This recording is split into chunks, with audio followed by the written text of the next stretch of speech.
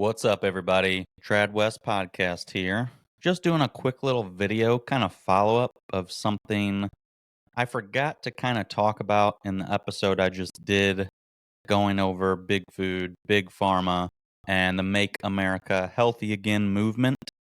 I had some supplements that I was going to use for examples up here and completely forgot to talk about it because I was mainly just talking about like unhealthy foods and why the Maha movement shouldn't be a partisan issue. It should be bipartisan support. Everyone should want Americans to be healthier. So, this video, I want to talk a little bit about stuff that you might think is healthy, but maybe you should question and really just make sure you're looking at all the ingredients. I know it can be a pain, but you can think you're being healthy. Like, I just discovered this with some of my supplements I was taking recently. You know, yeah, obviously, I know what foods aren't that good for you in that, but supplements can get pricey. And this one, for example, fish oil. I've been taking fish oil for a long time. It is very beneficial, um, especially if you might have gotten, you have clotting issues due to maybe a certain medical intervention that was pushed on the masses. Um, Part of the reason, a lot of people that are healthy and work out might not have had the issues is they probably take a fish oil supplement regularly.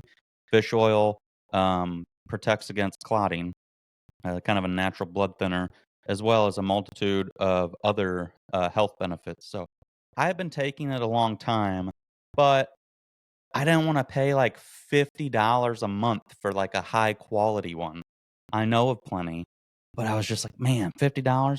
I can just get this bottle for $30 cheaper on Amazon. And, it's fish oil. Fish oil's fish oil, right?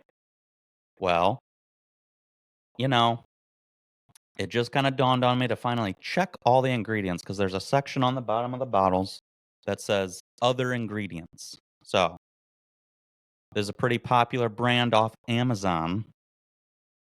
You might recognize the bottle. I'm not really going to specifically call out stuff by name because I still use other supplements from this brand off Amazon because I read the other ingredients on those ones, like the methyl B12, D3, stuff like that. Didn't have weird stuff in it. So I was like, well, okay, it's not all their supplements. I might slowly start switching. But I just happened to look at my fish oil supplements and you'd think there shouldn't be that much to it. And you think, I'm taking a fish oil supplement. I'm being healthy. Well, looking at the other ingredients, there's a lot of it might be stuff you don't know too. I had to take to Google to look this up, but this one popped out to me.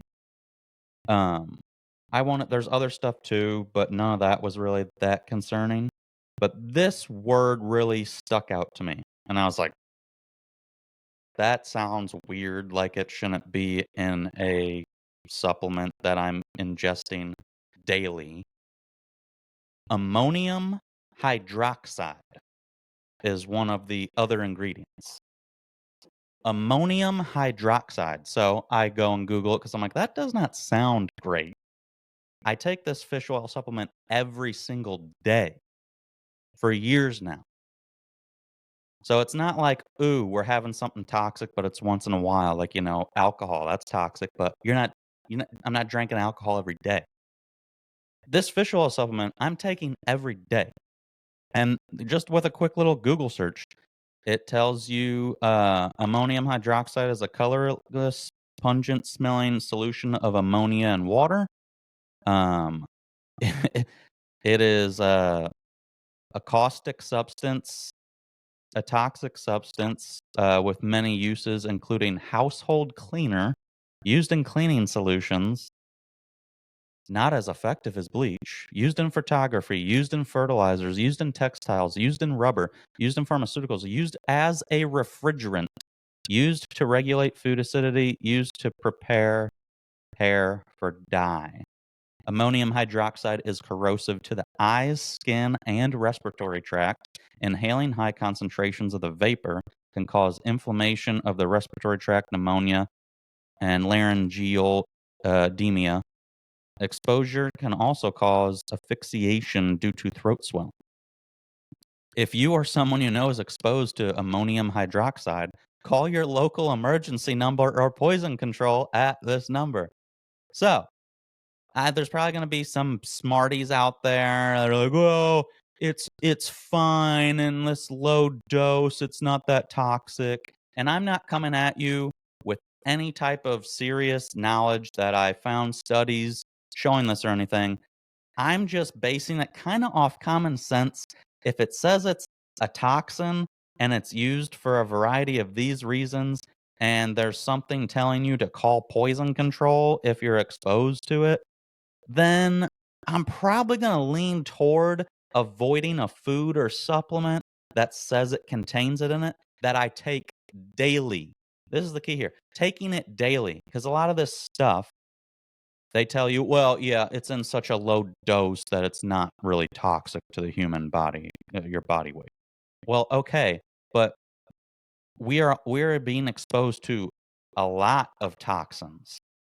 So, this other supplement I got, I did switch to the more expensive one, but I'll just read you the other ingredients on this one. Much less ingredients on this one, but this is the fucking $50.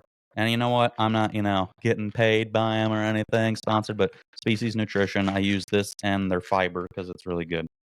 Um, Gelatin, glycerin, purified water, citrus oil, fish, anchovy, sardine, and or tuna. Pretty fucking basic and what you would expect to be in a fish oil supplement. So, yeah, it's double or a little more than double the price of the cheap shit, but it doesn't have this ammonium hydroxide listed on it. And that's just something everyone needs to be wary about, because you can be going on this health journey and think you're doing everything right. And really, you're not reading all the ingredients on your product that you're taking. And it could have some sketchy stuff in it. Again, I'm sure there's going to be some smarties that are like, "Oh, that's not dangerous to us humans in this dose." But like I said, it's something I'm taking daily, ingesting daily, 24/7, 365, unless I forget to take it. But usually, more times than not, I'm taking it. And then on that note, just something else that I recently, found out. B12 supplements I was taking. And then there's also B12 in a lot of common energy drinks that you take. Well, if you look at the type of B12, there's differences. So, the supplement I was taking and what's in like a lot of energy drinks like Rain, what's another one I used to drink? Celsius. Um, Bang actually has the good natural B12. So, methylcobalamin is the natural form B12. So if you got an energy drink or a supplement that's methylcobalamin, that's the good one that you want to take. So these other ones, like the Rains, and then there's another supplement I was buying off Amazon. I was just buying B12. I'm like, okay, and I'm gonna take some B12. Um, Look at it. It's the cyanocobalamin, which is the synthetic form of B12. Well, okay, whatever. It's synthetic.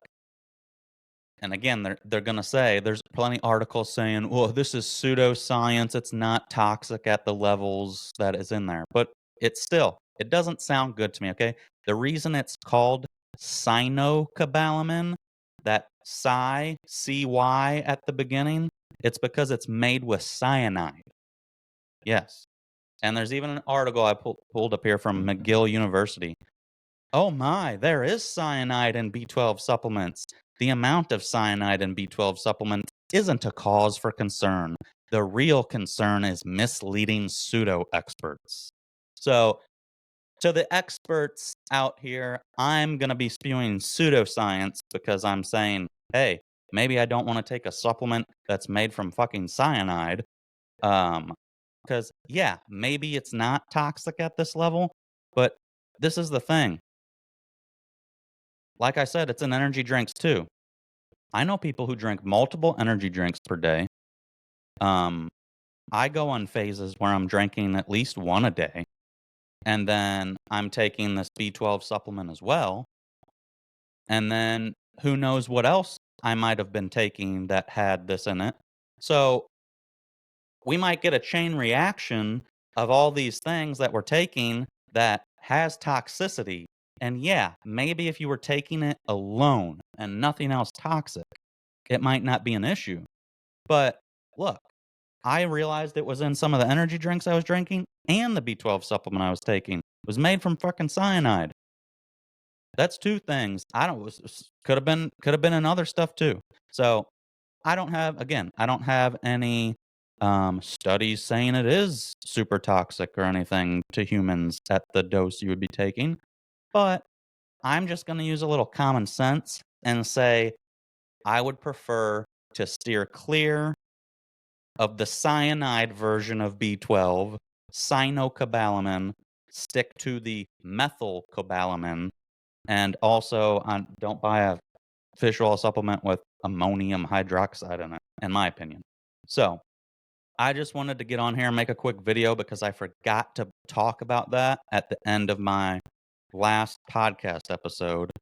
And I think it's really good information if you are someone that is worried about your health and trying to be healthy because, yeah, you could be doing all the right things, so you think, but you don't realize all these extra ingredients that are hidden in a lot of stuff that otherwise we assume's healthy. Who would have thought a fish oil supplement or a vitamin would have some weird um, ingredient in that you didn't know about? So that's just 2 examples, and then other things you could be taking too that is toxic. And I'm sure plenty of people, like I said, will come out and say that's not going to be dangerous, but I would just prefer to steer clear of it, okay? Because I got stuff in my life that I do knowingly take that is toxic, like if I'm gonna have a couple beers. So I'm already knowingly ingesting some toxicity at times if I have a couple drinks of alcohol. Let's not add more toxicity. And I didn't read super much, but there was studies that there was info out there that was saying the cyanocobalamin uh, don't take it if you have any type of kidney issues because it can lead to if it can make your kidney issues worse, I'm gonna assume it can fuck your kidneys up to begin with. So just be wary. It's a pain. You look like a weirdo sometimes in the store sitting there and reading all the ingredients, but I've started to do it more often now because you never know what weird stuff is in the products you're buying.